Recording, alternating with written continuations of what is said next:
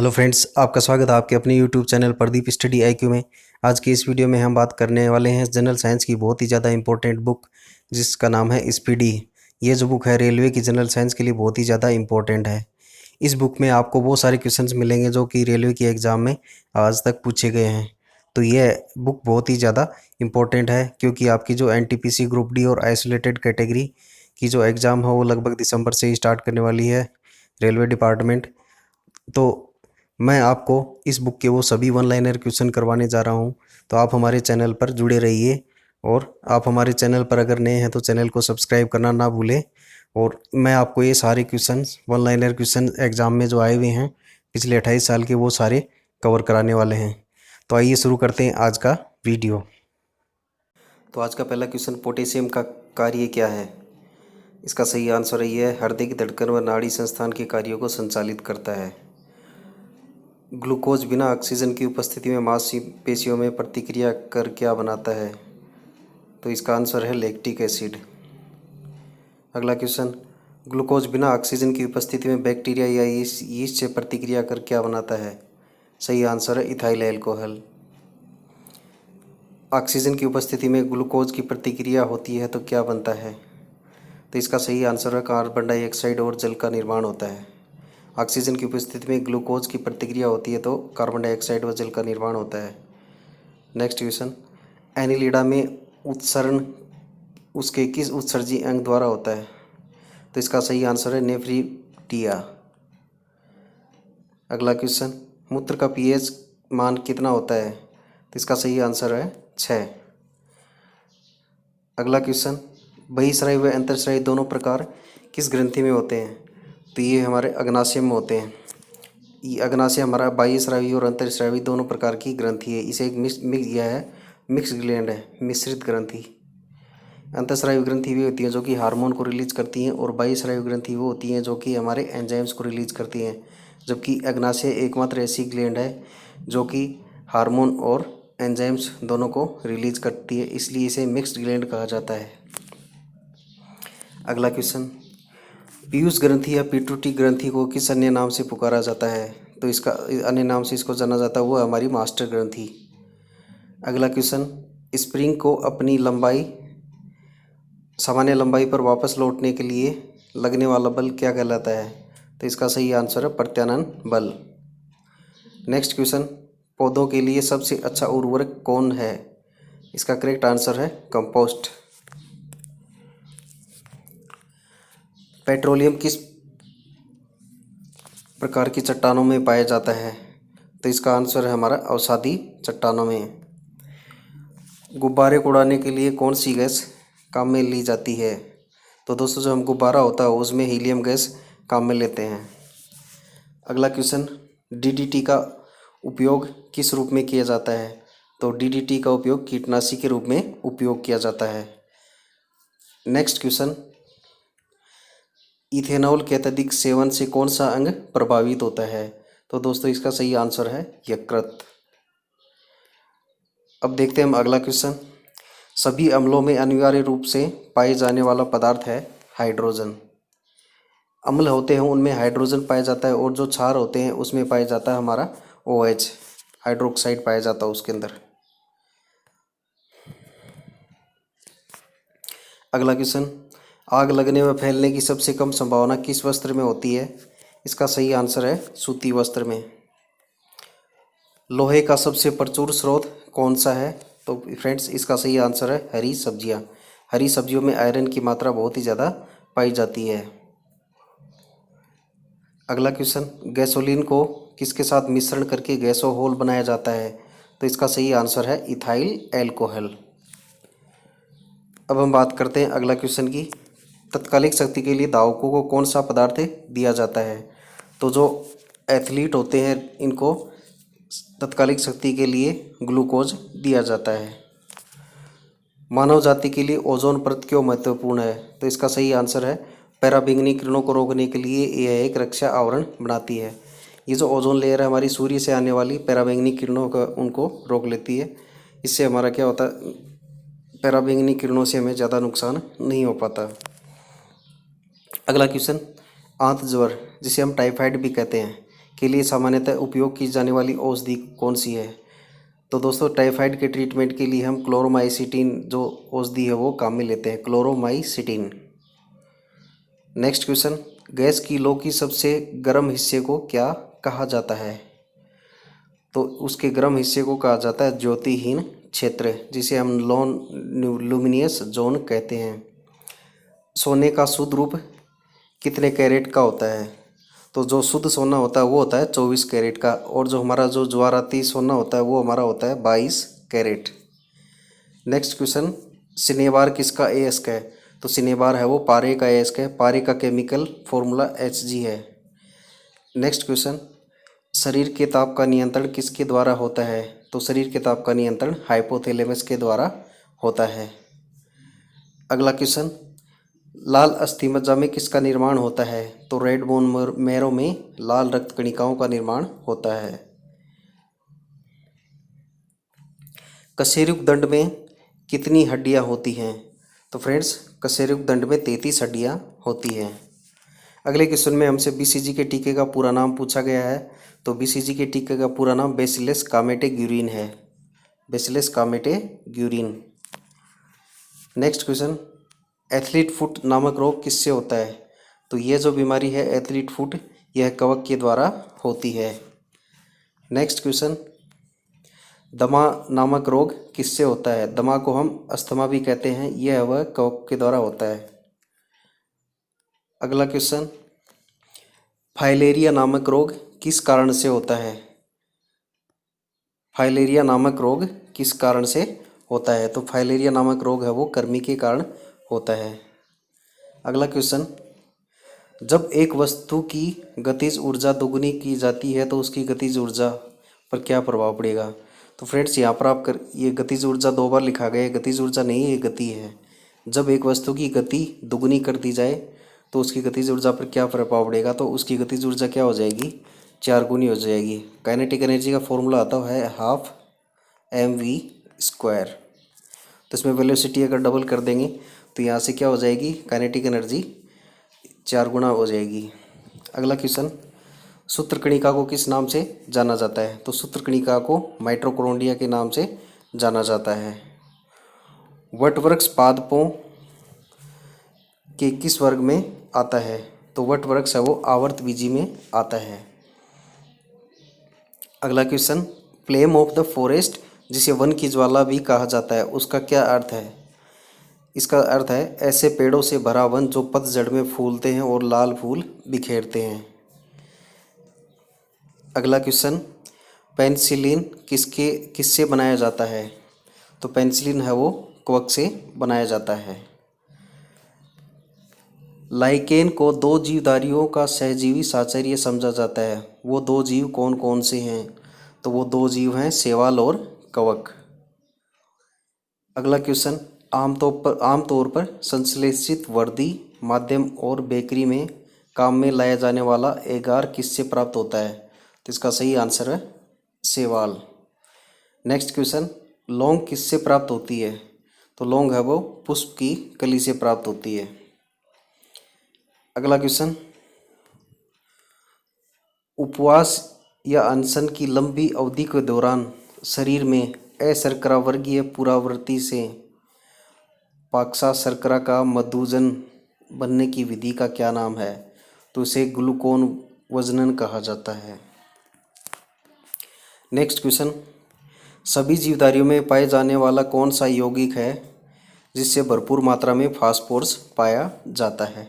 तो वो है हमारा न्यूक्लिक अम्ल। अगला क्वेश्चन, भारत में केंद्रीय धान अनुसंधान केंद्र कहाँ है? तो केंद्रीय धान अनुसंधान केंद्र कटक उड़ीसा में है। नेक्स्ट क्वेश्चन, किस वैज्ञानिक को प्रकाश संश्लेषण पर कार्य करने के लिए नोबेल पुरस्कार दिया गया था? तो इसका सही आंसर है मेल्विन केल्विन। मेल्विन केल्विन को प्रकाश संश्लेषण पर कार्य करने के लिए नोबेल पुरस्कार दिया गया था। अगला क्वेश्चन, किस पदार्थ के संचय से मांसपेशियों में थकावट पैदा होती है? तो इसका सही आंसर है लैक्टिक एसिड। अगर हमारी मांसपेशियों में लैक्टिक एसिड जमा हो जाएगा तो उससे हमें थकान महसूस होगी। अगला क्वेश्चन, किन रुधिर कणिकाओं की मदद से रोग को रोग प्रतिरोधक क्षमता हमारी पैदा होती है, तो वो हमारी होता है लिम्फोसाइट। लिम्फोसाइट को हम लसीकाणु भी बोलते हैं। तो लिम्फोसाइट के कारण हमारी जो रुधिर कोशिकाएं हैं उनमें रोग प्रतिरोधक क्षमता उत्पन्न होती है। अगला क्वेश्चन, मनुष्य में लाल रक्त कणिकाओं के जीवन की अवधि कितनी होती है? इसमें आपसे आरबीसी की लाइफ पूछी गई है, उनकी लाइफ कितनी होती है? तो आरबीसी की लाइफ वो 120 दिन होती है। नेक्स्ट क्वेश्चन, सीरा रक्त को ऑक्सीजन के लिए फेफड़ों तक किसके द्वारा ले जाया जाता है? तो इसका सही आंसर है फुफ्फुस धमनी। अगला क्वेश्चन, कृत्रिम गुर्दा किस सिद्धांत पर कार्य करता है? तो कृत्रिम गुर्दा है वो डायलिसिस के सिद्धांत पर कार्य करता है, जिसे हम अपोहन कहते हैं। अगला क्वेश्चन, एक व्यक्ति को आंखों का रंग काला, नीला या भूरा उस वर्ण पर आश्रित है किसमें पाया जाता है? तो यह परितारिका, जिसे हम इंग्लिश में आइरिस कहते हैं, आइरिस में पाया जाता है। जब आँख में धूल जली जाती है तो कौन सा हिस्सा हमारा सूजकर गुलाबी हो जाता है? तो हमारा जो, अगर हमारी आँख में धूल चली जाती है तो हमारा नेत्र श्लेष्मा है, जो वो नेत्र श्लेष्मला सूजकर लाल हो जाता है। अगला क्वेश्चन, बच्चे के दूध पीते समय स्तनों में दूध का निष्कासन किसकी मदद से होता है? तो इसका सही आंसर है ऑक्सीटोसिन। अगला क्वेश्चन, निषेचन सामान्यतः कहाँ होता है? तो निषेचन है वो डिंब वाहिनी नली में होता है, जिसे हम फिलोपियन ट्यूब भी कहते हैं। नेक्स्ट क्वेश्चन, कृत्रिम वीर्य सेचन के उद्देश्य से वृषभ वीर्य को किसमें संचित किया जाता है?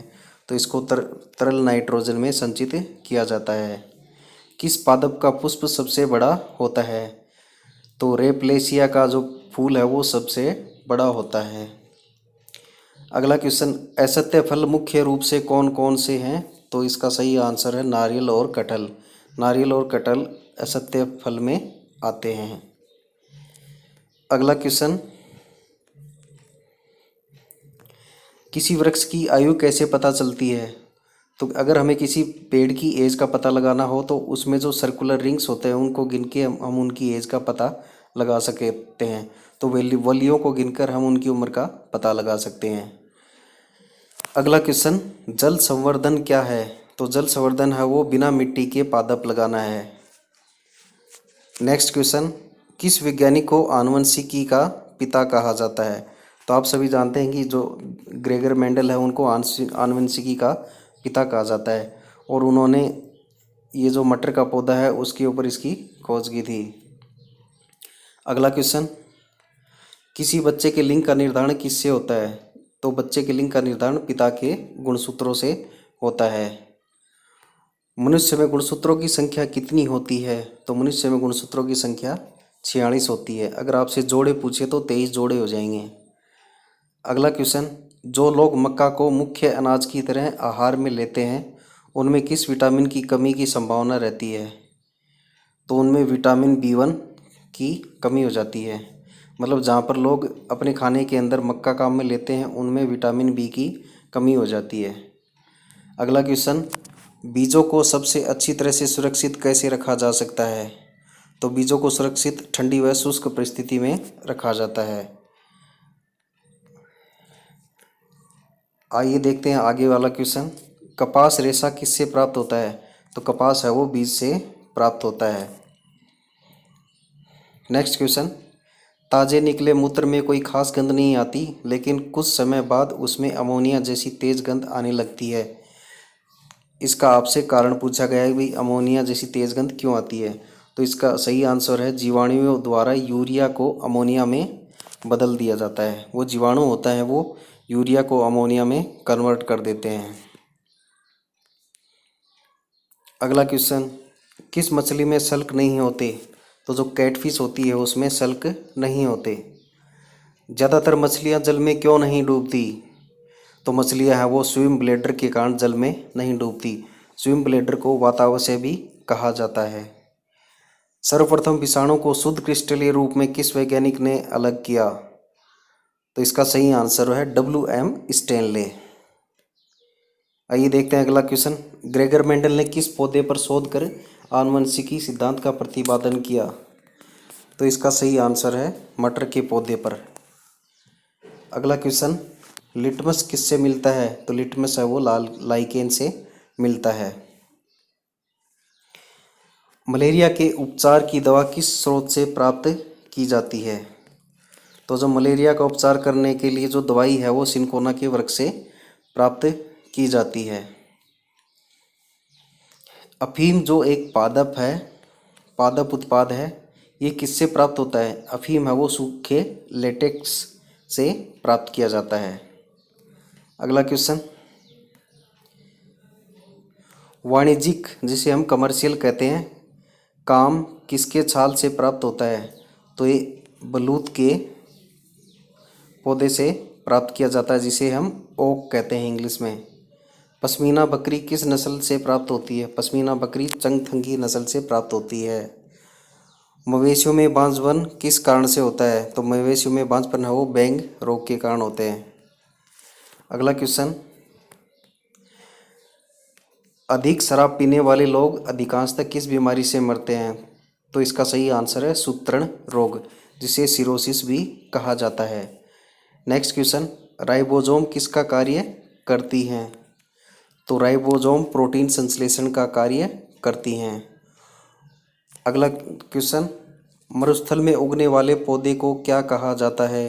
तो मरुस्थल में जो पौधे उगते हैं उनको मरुद्भिद कहा जाता है, जिसे इंग्लिश में हम जीरोफाइट भी कहते हैं।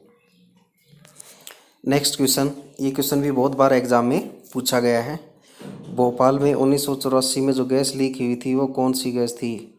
तो उस गैस का नाम है मिथाइल आइसोसाइनेट।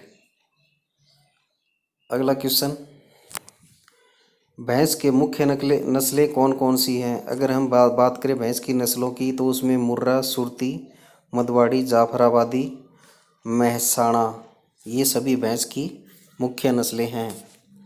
अगला क्वेश्चन, बकरी पर केंद्रीय अनुसंधान संस्थान की स्थापना कहाँ की गई है? तो इसकी स्थापना उत्तर प्रदेश के मथुरा के पास मखदूम में की गई है। उत्तर प्रदेश के मथुरा के पास मखदूम में इसकी स्थापना की गई है। नेक्स्ट क्वेश्चन, राष्ट्रीय ऊंट अनुसंधान केंद्र कहाँ स्थित है? तो फ्रेंड्स, ये जो राष्ट्रीय ऊंट अनुसंधान केंद्र है ये बीकानेर में स्थित है और जगह का नाम है जोरबीर। बीकानेर है वो राजस्थान में स्थित है। नेक्स्ट क्वेश्चन, दालचीनी कहाँ से प्राप्त होती है? तो दालचीनी है वो छोटे से सदाहरित वृक्ष के छाल से प्राप्त होती है। नेक्स्ट क्वेश्चन, मसालों की रानी किसे कहा जाता है? तो मसालों की रानी इलायची को कहा जाता है। आइए देखते हैं अगला क्वेश्चन, फूलों के संवर्धन के विज्ञान को क्या कहते हैं? इसे फ्लोरिकल्चर कहते हैं। पेडोलॉजी में किसका अध्ययन किया जाता है? पेडोलॉजी में भूमि का अध्ययन किया जाता है। सिस्टेमा नेचर किसकी पुस्तक है? सिस्टेमा नेचर लिनियस की पुस्तक है। नेक्स्ट क्वेश्चन, दूध से दही बनने में जमने का क्या कारण है? तो इसका सही आंसर है लैक्टोबैसिलस। दूध से दही बनने की जो प्रक्रिया है वो लैक्टोबैसिलस बैक्टीरिया होता है उसके द्वारा की जाती है। यह बैक्टीरिया दूध को दही में कन्वर्ट कर देता है। विषाणु में क्या होता है? विषाणु में न्यूक्लिक एसिड और प्रोटीन पाया जाता है। जंतुओं में होने वाली फूट एंड माउथ रोग किसके कारण से होता है? यह वायरस के कारण होता है। नेक्स्ट क्वेश्चन, किस शैवाल से आयोडीन प्राप्त किया जाता है? तो शैवाल का नाम है लेमिनेरिया। लेमिनेरिया जो शैवाल है उससे आयोडीन प्राप्त किया जाता है। तो फ्रेंड्स, आज हमने पढ़ लिए, आज के इस वीडियो में हमने स्पीडी की जो जनरल साइंस है उसका पार्ट 1 पढ़ा। इसी तरह से मैं आपके लिए आगे भी इसके सारी सीरीज़ लेके आऊँगा। जो भी आपके क्वेश्चन है स्पीडी में जनरल साइंस के वो सारे कवर कराऊँगा। जनरल साइंस है ये स्पीडी की बुक में बहुत ही अच्छे प्रश्न दिए गए हैं और ये सारे प्रश्न रेलवे की एग्ज़ाम में पूछे गए हैं विभिन्न अलग अलग एग्ज़ाम में, चाहे वो आरआरबी, एनटीपीसी हो, ग्रुप डी हो, एएलपी हो, टेक्नीशियन हो, जितनी भी एक डिपार्टमेंट हैं उनमें जो एग्ज़ाम हुई वो लगभग 20-28 साल के प्रश्न इस बुक के अंदर हैं। तो मैं आपको ये सारे क्वेश्चन कवर कराऊंगा, तो आप हमारे चैनल पर बने रहें। इस वीडियो को आप अपने फ्रेंड्स के साथ भी शेयर करें। अगर आपको ये वीडियो अच्छा लगे तो वीडियो को लाइक करें और अगर आप हमारे चैनल पर नए हैं या अभी तक चैनल को सब्सक्राइब नहीं किया तो चैनल को सब्सक्राइब भी कर लें। तो दोस्तों आज की वीडियो में इतना ही, मिलते हैं अगले वीडियो में, तब तक के लिए धन्यवाद।